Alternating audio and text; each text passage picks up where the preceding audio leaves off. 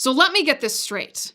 You're allowed on Twitter if you're genocidal Chinese communists, if you're Kremlin state-sponsored news, if you are the Ayatollah of Iran, if you're Antifa, if you're Scientology, if you're Venezuelan dictator Nicolas Maduro, if you're Cuds News, or if you're domestic terrorist Bill Ayers.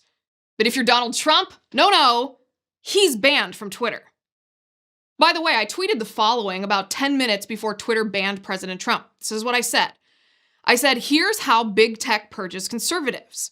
Step number 1, pretend objective truth doesn't exist. No man, no woman, no right, no wrong, etc. Then, number 2, redefine hate and violence. For example, your speech is violence, but my violence is speech.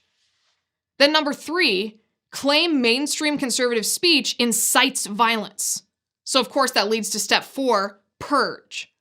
And that's exactly what Twitter did. According to their own statement, Twitter banned the @RealDonaldTrump account because he's not going to Biden's inauguration and because he used the phrase American patriots to describe the 75 million people who voted for him. You can't make this stuff up. Twitter claims that these tweets will be, quote, received or interpreted by people as incitement of violence. People, this is why words matter. This is why we cannot accept the left's agenda to redefine words and obliterate objective truth. When the left does redefine words, it makes it easy for them to claim that words like American patriots actually mean violence. It's unreal. Think about it. Twitter allows the murderous leader of Iran to tweet, but not Donald Trump. The double standard is appalling. As Twitter claims that the words American patriot is the same as actual violence, they allowed this tweet to stay on Twitter, and they allowed Hang Mike Pence to trend. Worth noting here, Republicans' refusal to get rid of Section 230 when they had the chance, after President Trump vetoed the defense bill because it did not include Section 230 reform, Senate Republicans' lack of action enabled this censorship. And by the way, anybody regurgitating the Twitter is a private company, so banning Trump isn't a First Amendment violation line is ignoring the fact that Twitter is protected by Section 230, and the politicians with power to hold Section 230 over their heads are Democrats who want Trump banned. Just a little conflict of interest there. Here's the thing though.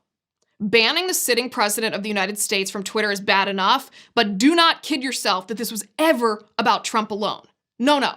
First, it was President Trump. Then the Team Trump Twitter account was suspended too. Then the purge of everyday Americans begins. In the space of 10 minutes last Friday night, I lost 6,000 followers thanks to Twitter purging conservative accounts.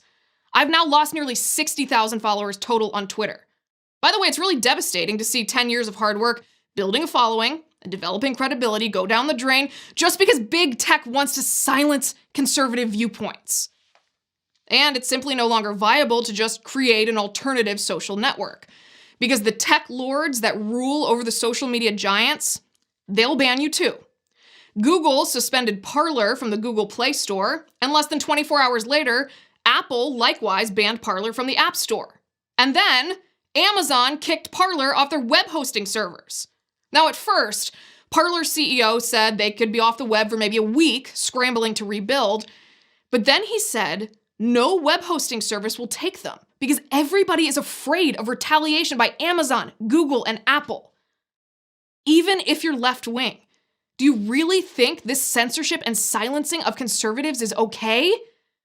If there's any doubt in your mind that leftists want to ostracize conservatives from society, unless, of course, we convert to radical leftist ideology, then you're naive. They will demonetize your videos. They will ban your social media accounts. They will purge your app from app stores. They'll banish your website from their servers. They tried to deny you bank accounts. They sued to shut down your bakery. They want you unemployable. This is leftism. If they are willing to permanently suspend the President of the United States of America from Twitter, they sure as heck will ban you if you contradict their radical leftist ideology. And what's worse, they'll pretend it's in the name of your own safety. It's chilling.